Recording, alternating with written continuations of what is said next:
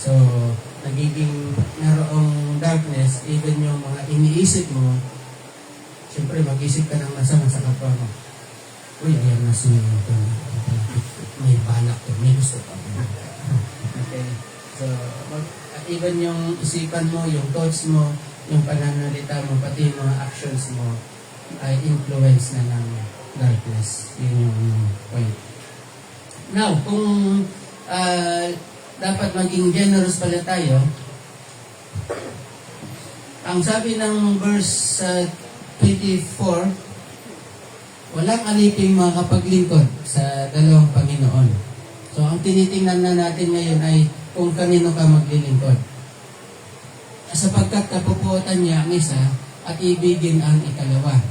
Paglilingkuran ng tapat ang isa at hamakin ang ikalawa, hindi ninyo maaaring paglingkuran ng pareho ang Diyos at ang kayamanan. Or sa English, you cannot serve both God and Mammon. Kasi si Mammon, originally, doon sa ancient time, dahil wala pang mga bangko noon, ang Mammon is actually a place na kung saan dinideposit yung mga pera, yung kayamanan ng mga tao, yung mga may kaya. And then eventually, ang Mammon ay naging naging parang naging Diyos-Diyosan na ng mga nagmamahal sa pera. Okay, naging Diyos-Diyosan na nila. Kaya when you say Mammon now, is equivalent to sa pera or kayamanan. Pag sinabi mong maglingkod, okay, dalawang bagay, no? Dito, ang ginamit na word dito is alipin. When you say alipin, ikaw ay slave. Ano bang slave? Nung time nila noon, ang pagiging slave ay wala kang sariling desisyon sa iyong, wala kang desisyon sa iyong sarili. Pag slave ka, halimbawa, slave ka ng isang tao, no? Siya yung master mo, ikaw yung slave. Kung anong ipasuot niya sa iyo, yun ang susuotin mo. Hindi mo pwedeng sabihin, ay, ayaw ko nga, hindi bagay yan. Hindi.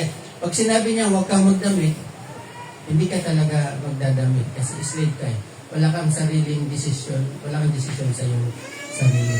Pag sinabi niyang pumunta ka dito, ganito ang gawin mo, hindi ka pwedeng magreklamo. Pag magreklamo ka, lalatiguin ka o kaya ay ibebenta ka sa ibang master. Okay, so yun ang slave. So, hindi ka pwedeng maglingkod both sa pera o sa Diyos. It's either na slave ka ng Diyos or it's either na slave ka ng kayamanan. Paano mo ba malalaman kung ikaw ay slave ng kayamanan? Paano mo malalaman kung ikaw ay slave ng Diyos, naglilingkod sa Diyos? Later on, sa Matthew 6:33, di-discuss natin yun. Okay. So, kung dapat, unang-una dapat is maging firm yung ating decision na kung para sa Diyos ka, then sa Diyos ka. Even our Lord Jesus Christ, nung tinanong siya, di ba? Nararapat bang magbigay ng tax? Sabi ng mga Pharisees sa kanya, mga Hudyo sa kanya. Sabi ng Panginoon, sino ba yung nasa mukha dito sa farms? Sabi nila kay Caesar. O di, bigyan mo kay Caesar ang kay Caesar, bigyan mo ang Panginoon, ang kaysa Panginoon, ang sa Panginoon. So, merong papupuntahan ng lahat ng bagay. Meron siyang dapat bigay. Paglaanan ng panahon. Kung araw ng linggo, edi paglaanan natin ng panahon ang Panginoon. From Monday to Saturday, ito ay araw ng pagtatrabaho. Iibuhos natin yung panahon natin sa pagtatrabaho. Pero dapat may pahinga din. Ngayon, kung napapabayaan mo na ang iyong pagsisimba, napapabayaan mo na ang iyong except sa mga companies or sa mga nagtatrabaho na patilig na may trabaho. So of course, wala tayong wala tayong magagawa doon. Kaya kung magtrabaho ka, kung maghanap ng trabaho, dapat yung walang pasok ng Sabado o kaya ay Sunday. Or else, pag Sabado, Sunday, pwede bang mag-duty ako sa gabi kami? Anyway, i-discuss din natin yan mamaya sa 6:33. Matthew 6:33. So, pagbasa, ang importante is kung sino yung mas sinusunod mo, more than. Halimbawa, mas sinusunod mo ang mga bagay na material more than yung mga bagay na spiritual, pinagpapalit mo yung prayer meeting sa mga bagay na sa mundong ito, pinagpapalit mo yung magsimba. Ay, hindi mo na magsimba, may susunod pa naman linggo eh. Dito muna ako. Yun. So, pag pinagpapalit natin yun, alam mo na kung sino yung iyong Panginoon. Kung sino ang iyong Diyos. At sino yung nang-aanitin sa iyo. Okay? Pero napakaganda if i-decision natin sa ating sarili na ang Diyos ang ating paglingkuran. Secondary na lang yung lahat ng bagay. And then, pag nangyari yon, pag nakapag-desisyon ka na kung sino ang iyong paglilingkuran, then yung pang-apat na point ay hindi ka na ngayon magkakaroon ng worry. Diba? Depende ngayon kung sino yung pinaglilingkuran mo. Ano ba yung mga worry? Ano ba yung mga worries natin sa buhay na ito? Muna, bago natin basahin yung verse. Sa tingin nyo, ano ba yung mga nagiging alalahanin natin sa buhay na ito? Noon, panahon ng Panginoong Hesus, iniisip nila, ano kayang susuotin ko? Diba? Kasi isa lang yung damit talaga eh. O dalawa lang yung damit. Ngayon, pagbukas mo ng cabinet, ano kaya isusuot ko dito? Hindi dahil sa wala kang maisuot. Sa dami ng damit mo, hindi mo na alam kung anong isusuot mo. Yan. Parehong walang maisusuot, pero magkaibang sitwasyon. Okay? So ibig sabihin, yung alalahanin natin ngayon, hindi na sa kung ano yung susuotin mo. Ano na kaya? Sometimes nagwo-worry tayo para sa bukas. Para sa kinabukasan. Nagwo-worry tayo yung diba ngayon, anong ulam? Mamaya. Sinigang. Sinigang. Paborito, sinigang. Ang tanong, tanghali pala mamaya. Tatanungin mo na, kumakain ka, anong alam natin bukas? Saglit, hindi pa tapos yung araw na ito. Saglit mo na. Okay, so, ang point ko is, nagwo-worry tayo doon sa mga bagay na hindi pa naman nangyayari. Kung minsan nag-aalala tayo na, ay baka, dami mo. Hindi pa nga nangyayari eh. So, paano, halimbawa sa mga estudyante, paano hindi ka mag-worry sa iyong grade?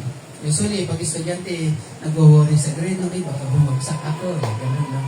So, hindi naman bumabagsak. Pero, paano mo maiwasan na hindi ka mag-isip na ikaw ay bumagsak? Ano yung dapat solusyon doon? Mag-aral, siyempre. Sa inyo galing yun, hindi ko sinabi na mag-aral, mag-memorize, di ba? So, pag nag-aaral ka, mag-worry ka pa ba? Mataas ang iyong nakukuha sa quiz. Pag recitation, ayaw ka nang tawagin ng teacher eh. Bakit? Taas ang kamay. Yan. Diba? Kaso lang, natsambahan, tinawag. Yung pala, kunwari lang pala nagtataas ang kamay. Nakalimutan ko na. Hindi mo ako tinawag kagad eh. Diba? Okay, so, bawat worries natin, ibig kong sabihin, actually, ay may solusyon. May solusyon. So, sabi ng Panginoon, eto, dalawang bagay lang naman ang sasabihin ng Panginoon dito. Verse 25, kaya't sinasabi ko sa inyo, again pag nakapili ka na, kung kanino ka maglilingkod talaga, sa pera ba o sa Panginoon, kaya't sinasabi ko sa inyo, sabi ng Panginoon Jesus, huwag kayong mabalisa. Pansinin niyo yung word na babalisa, ilang beses ito babanggitin. Kaya sinasabi ko sa inyo, huwag kayong mabalisa tungkol sa inyong kakainin, at sa inyong iinumin upang kayo'y mabuhay o kaya'y tungkol sa susuotin ang inyong katawan. So, ilan yon? Ilang bagay ang sinasabi dyan? Kakainin, iinumin, at saka susuotin. Or in other words, ito ay yung mga basic needs natin. Yung maubusan ka ng Lord, basic needs ba yun? Siyempre sa inlay, basic needs yun. Pag inlay ka, hindi ko matext ko. Hindi ko makachat, okay? Pero, yan lang naman, from that time ng ating finances until now, yan lang naman kailangan ng katawan natin, di ba? Yung pagkain. At saka yung susuotin. Pero sabi ng Panginoon, huwag kang mabalisan yan. Hindi ba ang buhay ay higit na mahalaga kaysa pagkain at ang katawan kaysa damit? Di ba mas mahalaga yung katawan kaysa damit? Yung pagkain, mas mahalaga yung buhay kaysa ang pagkain. Masdan ninyo, may gagamitin na dalawang illustration ang Panginoon Jesus. Verse 26, masdan ninyo ang mga ibon, hindi sila nagtatanim ni umaaniman o kaya nagtitipon sa kamalig. Ngunit pinapakain sila ng inyong ama na nasa langit. Hindi ba't higit kayong mahalaga kaysa sa mga ibon? Paano tayo naging mas mahalaga kaysa sa ibon? Paano kaya? Kasi, ang ibon nilikha ng Diyos. Ang tao ay nilikha din ng Diyos. So, paano tayo nagiging mas mahalaga sa Kanya? Ang ibon, ang mga ibon at yung ibang mga hayop, sila, ang relation nila sa Diyos, sila ay created. Pero tayo, ang relation natin sa Diyos, especially kung tinanggap mo siya bilang Panginoon tagapagligtas, ikaw ay anak ng Diyos. Kabilang ka sa pamilya. At pababayaan ba ng ama ang kanyang anak? Of course not. Ang mga ibon, ang ibon na tinutukoy dyan, hindi yan yung mga parrot, mga ganyan, or yung mga ordinaryong ibon, hindi yung mga mamahaling ibon, hindi yung mga agila, mga ganyan. Yung bang makakita ka ng brown na ibon dyan, yung house bird, yung hindi mo papansin, babatuhin mo na nga lang eh. Eh kung makakita ka ng magandang ibon, ay wow, magandang ibon. Kulang na lang, gusto mong hulihin, di ba? Pagpunta ka sa zoo, magpapapicture ka pa, hawakan mo pa.